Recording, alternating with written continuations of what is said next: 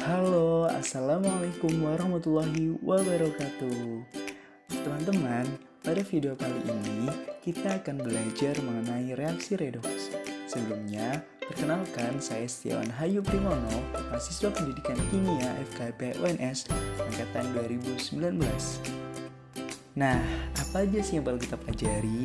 Yang pertama yaitu pengertian redoks itu sendiri, yang kedua terkait bilangan oksidasi, yang ketiga tentang metode penyetaraan reaksi redoks, dan yang keempat yaitu redoks dalam kehidupan.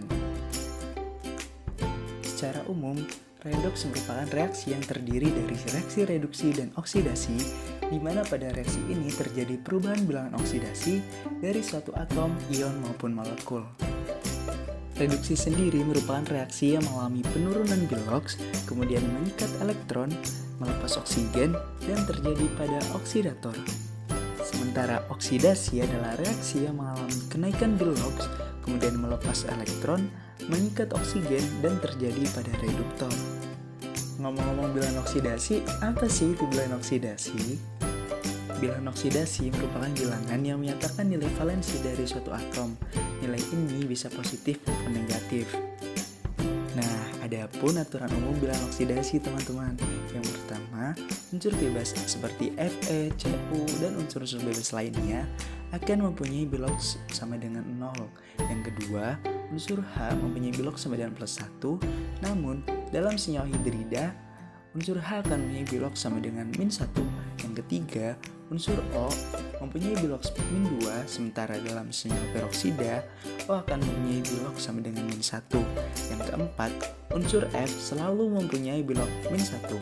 Yang kelima, golongan 1A yaitu Li, Na, K, Rb, dan Cs akan mempunyai biloks sama dengan +1. Yang keenam, golongan 2A seperti Be, Mg, Ca, Sr, dan Ba akan mempunyai biloks +2. Dan yang ketujuh, bilangan oksidasi ion tunggal sama dengan muatannya. Misal, biloks Fe2+ sama dengan +2. Nah, setelah kita belajar mengenai definisi reaksi redoks, kemudian bilangan oksidasi, kita akan belajar mengenai metode penyetaraan reaksi redoks.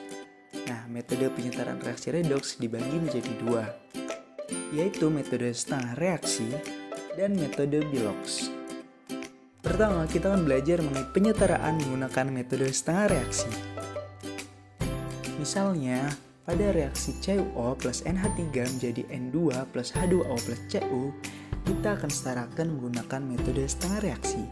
Yang pertama, yaitu menuliskan persamaan setengah reaksinya, di mana pada oksidasi terjadi reaksi NH3 menjadi N2, dan pada reduksi terjadi reaksi CuO menjadi Cu. Yang kedua yaitu menyetarakan jumlah atom yang mengalami oksidasi dan reduksi. Pada oksidasi kita setarakan jumlah N-nya menjadi 2NH3 menjadi N2. Pada reduksi sudah setara ya teman-teman, yaitu CuO menjadi Cu. Step yang ketiga yaitu menyetarakan jumlah elektron. Pada oksidasi kita tambahkan 6 elektron pada ruas kanan, sementara pada reduksi kita tambahkan 2 elektron pada ruas kiri. Kemudian keduanya kita kalikan teman-teman dengan koefisien elektron agar setara, sehingga reaksinya pada oksidasi menjadi 4NH3 menjadi 2N2 plus 12 elektron. Pada reduksi 6CuO plus 12 elektron menjadi 6Cu. Yang keempat yaitu menyetarakan jumlah O dengan cara menambahkan H2O. Pada reaksi yang terdapat atom O hanyalah reaksi reduksi, sehingga kita hanya menyetarakan reaksi reduksi, di mana reaksinya menjadi 6CuO menjadi 6Cu plus 6H2O, di mana kedua ruas sudah setara, yaitu sama-sama memiliki atom O sejumlah 6. Yang kelima yaitu menyetarakan jumlah H dengan cara menambahkan H+. Pada oksidasi, pada ruas kiri terdapat 12 atom H, sehingga kita menambahkan 12 H+ pada ruas kanan agar setara. Kemudian pada reduksi, pada ruas kanan terdapat 12 atom H, sehingga kita menambahkan 12 H+ pada ruas kiri sehingga setara.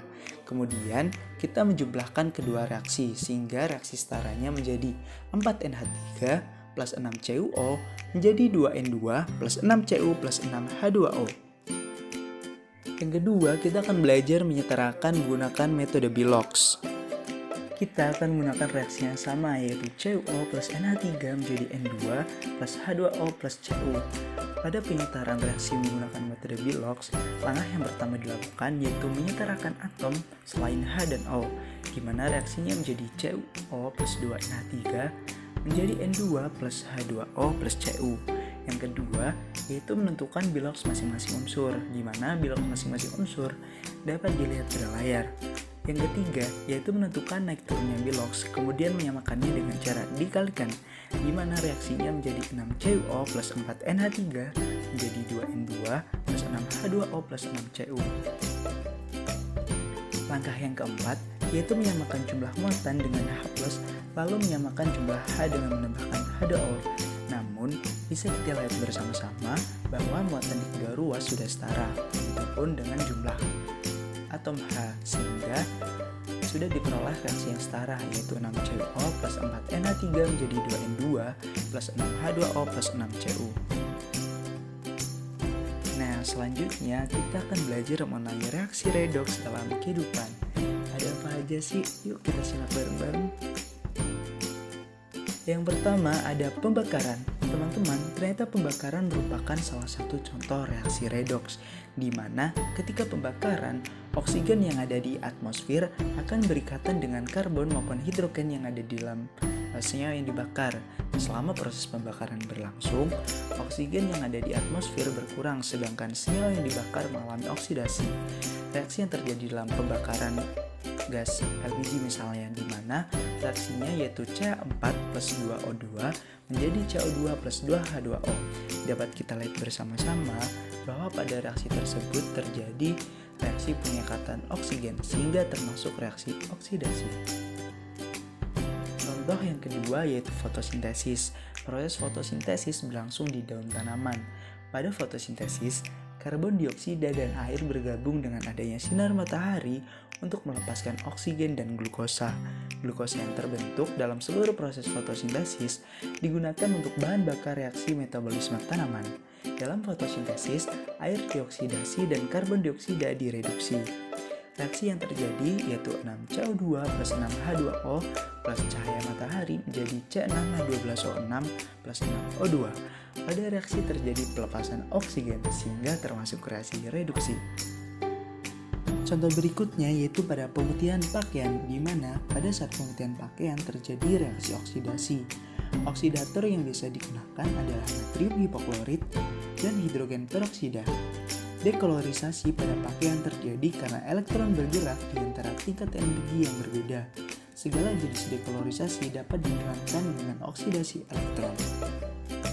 Contoh berikutnya yaitu korosi. Korosi pada besi terjadi akibat adanya reaksi oksidasi. Nah, sebuah besi akan mengalami korosi apabila mengalami kontak dengan beberapa atom oksigen yang ada di air atau di udara bebas. Artinya terjadi reaksi pengikatan oksigen dan termasuk reaksi oksidasi. Wah, ternyata reaksi redoks sangat dekat dengan kehidupan sehari-hari ya teman-teman. Nah, sekian video kali ini, semoga bermanfaat dan sampai jumpa di video berikutnya. Bye-bye. Wassalamualaikum warahmatullahi wabarakatuh.